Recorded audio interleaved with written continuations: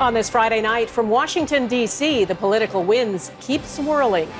Joe Biden expands his lead, Donald Trump remains defiant, and the ballot counting continues. I think what the president needs to do is, frankly, put his big boy pants on. We look at how voters switched from Trump to Biden in some swing states, plus how personal grief shaped Biden's public life. I found the best way through pain and loss and grief is to find purpose. And how Trump supporters feel about Biden. Talking to you remind me to clean my gun, but I'm gonna be ready for him, trust me. Plus, Whole Foods gets roasted over poppies. Global National with Donna Friesen.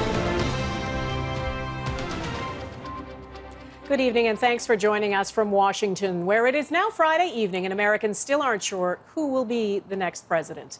Ballots are still being counted and a few key states remain too close to call. It appears Joe Biden is closer to victory than Donald Trump. His lead in Nevada is widening. He's pulled ahead in Georgia, too, and in Pennsylvania, the state Trump can't afford to lose. A win in any of those states for Biden would get him to the 270 Electoral College votes needed to win the White House. Right now, according to the Associated Press numbers, which we are using, Biden remains at 264, Donald Trump at 214. Here's what's happening in Pennsylvania. Biden is now ahead by more than 14,000 votes. That lead is expected to grow as more absentee ballots are counted. Trump needed a win there for any shot at a second term.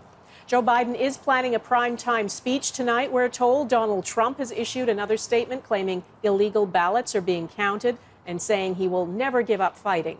Our Washington Bureau Chief Jackson Proskow is with me again. Jackson, it seems we're just in a holding pattern now. We really are at this point, Donna. The results continue to trickle in, and essentially what's happening is that Joe Biden's lead continues to grow in Pennsylvania, in Nevada, and in Georgia. It's shrinking slightly in Arizona, where he still has the lead, but in all four of these states, the number of outstanding ballots means that, in theory, if you had a huge swing toward one candidate or the other, things could tip. So people aren't necessarily making the call yet in these states, which means we continue to wait on results, which means the counting continues in this very slow, methodical process. And you've got both candidates injecting themselves from the sidelines, particularly Donald Trump, who tweeted tonight that he could be claiming victory and Joe Biden shouldn't claim victory. Of course, Trump has repeatedly claimed to have won the presidency over the past few days, despite that not being a firm thing yet, Donna. And the tension continues to ratchet up at these vote counting sites as the president continues to goad his supporters into thinking there's some sort of voter fraud taking place when there isn't. And Jackson, the Trump team has launched a number of legal challenges. How are those going? Not well for the Trump team, I can tell you at this point. One was thrown out by a judge for being hearsay within hearsay, in the words of the judge. Another one fell apart after the lead plaintiff essentially retracted her complaint. It was chalked up to confusion. In Georgia, Republicans said they were going to produce specific evidence of voter fraud at a press conference and then never did. And in Pennsylvania, Republicans are going to the Supreme Court to try and force the state to do something it's already doing, which is to set aside late arriving ballots and not count them. And even if they were counted, Donna, it's such a small pile of ballots, it's not going to change the outcome here. Okay, Jackson, thanks. Everyone wants to know how this story will end, but we knew before Election Day that all the mail-in ballots made it likely the counting was going to take time. We also know Donald Trump hates to lose. Eric Sorensen looks at how America got to this point. Donald Trump signaled months ago the war he was willing to wage to claim victory. There's a lot of fraudulent voting going on in this country. He told his supporters to vote in person on Election Day, and they did just that. And those votes, counted first, put him ahead. And that's when Trump wanted the buzzer to end the game. We were getting ready to win this election. Frankly, we did win this election.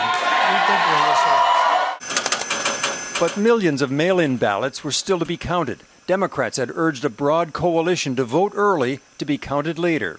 It's imperative that we all get out and vote. That's the message. But would it make a difference?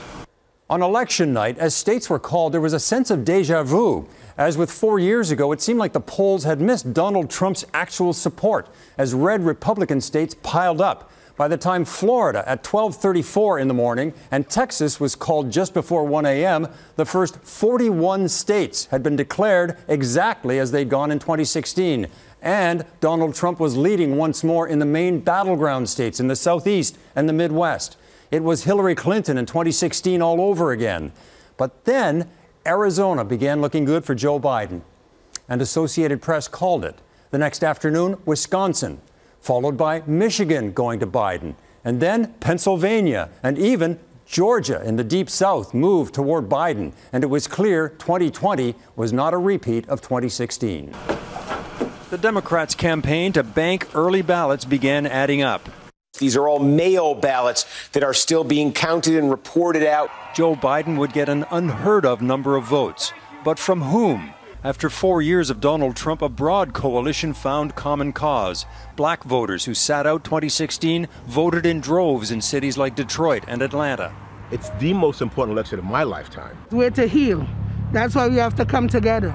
But Biden was also breaking new ground with Hispanic voters in conservative Arizona, with women in Philadelphia's suburbs, and making history in the Deep South with a cross-section of black and young voters in Georgia. This is definitely important. This is how we get heard. America, right now, America is very divided on identity or demographic lines. But there was a strong sense among Democrats that this is an important election and Donald Trump needs to be defeated. In a post-Trump era, Republicans may have to adjust as populations that are diverse and growing have found a home for now with the Democrats. Eric Sorensen, Global News. Jackson, tens of millions of Americans did vote for Donald Trump. And even if Joe Biden is declared the winner, Donald Trump is still in charge until the inauguration. Could that be an unsettling time? Yeah, I mean, there are big questions about what the next 75 days will look like, regardless of who the next president is going to be or if it's going to be Donald Trump. It's not clear that the president, for example, if he loses, would cooperate with the transition process, very traditionally defined in its roles and the way it works. It's not clear, for example, at this point, if he would do anything to help an incoming administration settle into the job. And then there's the more practical realities of the situation on the ground here in the U.S. right now as it relates to the COVID-19 pandemic. The president has shown no interest in changing course, and yet the trajectory here is absolutely awful. Yesterday, 120,000 cases, more than 1,100 deaths.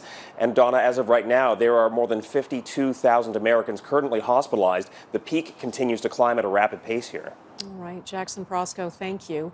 Pennsylvania is still in the spotlight for Donald Trump. There is no path to the White House if he doesn't win it. But it's still too early to call. And those counting the ballots know the whole world is watching.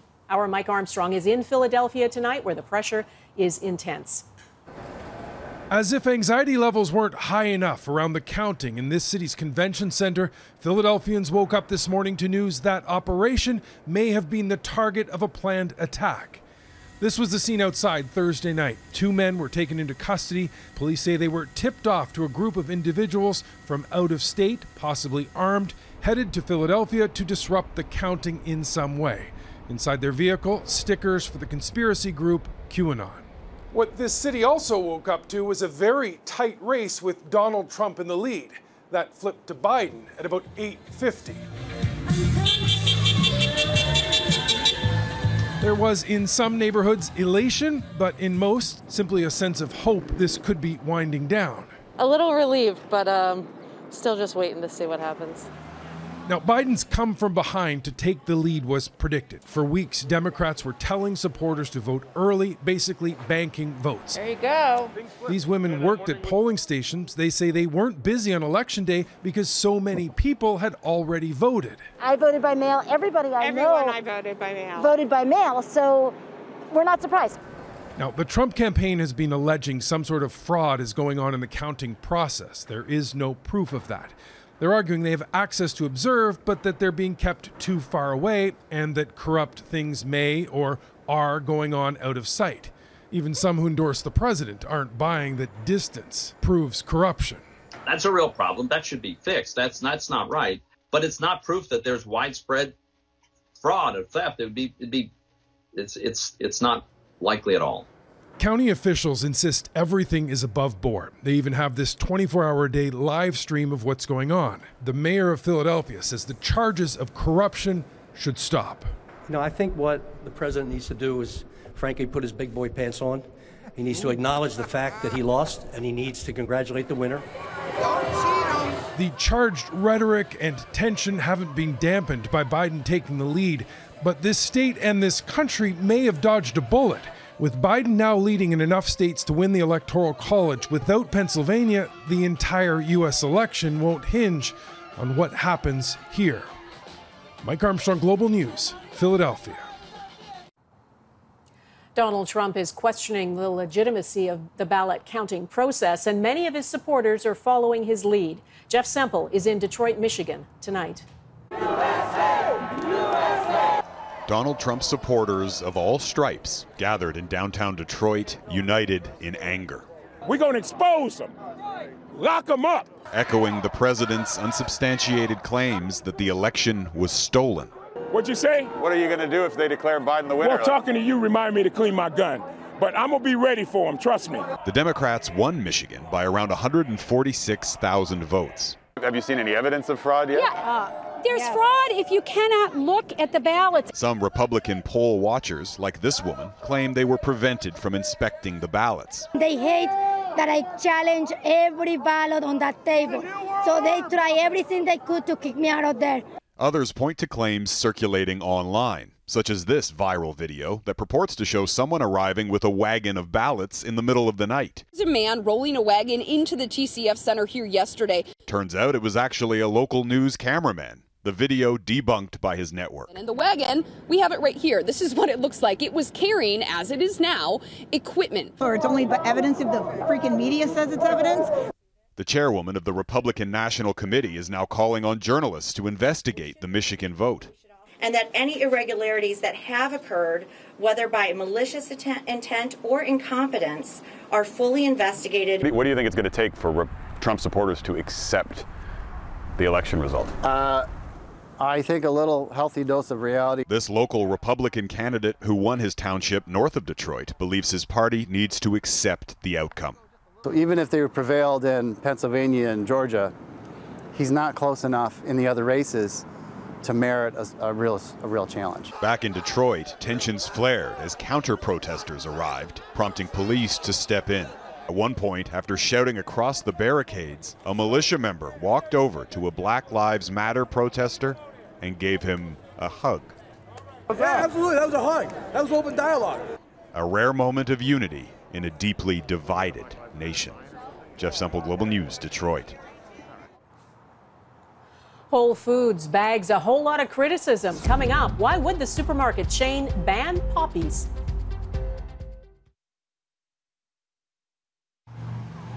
Welcome back to Washington. COVID-19 continues to spread at an alarming rate in this country. And in Canada, there are now 34,000 active cases, and that number is climbing. Quebec recorded more than 1,000 new cases today, and 25 more people died. A similar situation in Ontario, where this week's average hit a new record high, nearly 1,000 cases a day. Out west, BC set another record today, 589 cases. Saskatchewan also broke a record with 129. And Nunavut, Canada's last virus-free jurisdiction, confirmed its first case of COVID-19. There is new data on jobs today. There are 600,000 fewer paid jobs in Canada today compared to February. And as David Aiken reports, it could take a vaccine to allow the bulk of those people to go back to work. I can't stress this enough. This situation is serious. Prime Minister Justin Trudeau is worried about rising COVID-19 case counts. Single-day records for new cases were set Thursday in BC and Saskatchewan. And in Ontario, a single-day record for this second wave was set on Wednesday. Overall, Canada is now seeing an average of more than 3,300 new cases a day. These are not just numbers. These are people's grandparents, parents, and loved ones. Including the Prime Minister's. I just got news last night that my godfather and uncle, Tom Walker, had to be readmitted to hospital last night. But while COVID-19 case data is troubling, new jobs data out Friday was more encouraging. The economy added 84,000 new jobs in October, bringing the unemployment rate down a tick to 8.9%. We're making progress, but there's still much more work to be done. Indeed, the number of long-term unemployed remains stubbornly high. There are 450,000 Canadians who have been looking for a job continuously since April. Both sets of data, the number of new COVID-19 cases and the number of long-term jobless, will only really start to drop when a vaccine is available. And on that front, some hope. I am cautiously optimistic that safe and effective COVID-19 vaccines will be available in the first quarter of 2021, bringing us one step closer to the widespread and long-term management of COVID-19. A new task then for the federal government to make some decisions about who gets access to the vaccine first. Trudeau says a plan is in the works, one that will be developed with the provinces. Donna? Okay, David Aiken in Ottawa, thank you. Whole Foods is changing its tune on poppies after facing a big backlash. The Amazon-owned company had banned employees from wearing poppies because it violated the company's new dress code. You can imagine how that went down. Canada's Veterans Affairs Minister had a chat with the CEO of Whole Foods, and he reversed the policy. Employees at all 14 Canadian locations are now allowed to wear poppies. It is the flower that won our peace. And there was an awful lot of fellows died to give us the freedoms we've got. And this is our salute to them. Whole Foods now says it never meant to single out the poppy in its new dress code or suggest it wasn't supporting Remembrance Day and Canada's veterans. The need for speed still ahead, how a luxury sports car is helping save lives in Italy. Global National is back from Washington in a moment.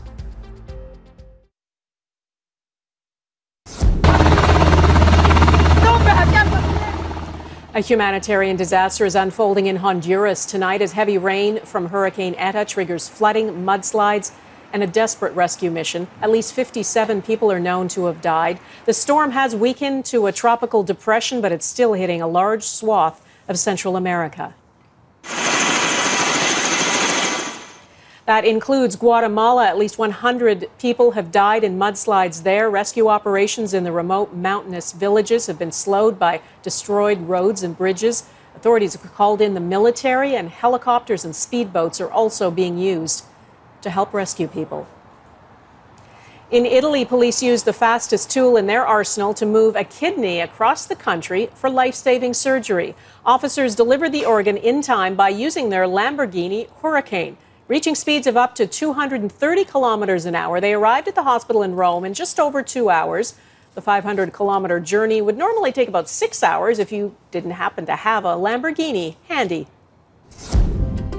Not Your Average Joe. Next, how politics and pain has shaped Joe Biden.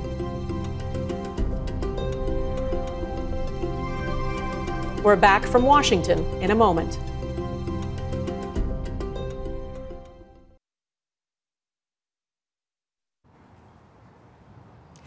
2020 could be third time lucky for Joe Biden. This is the third time he has sought the U.S. presidency.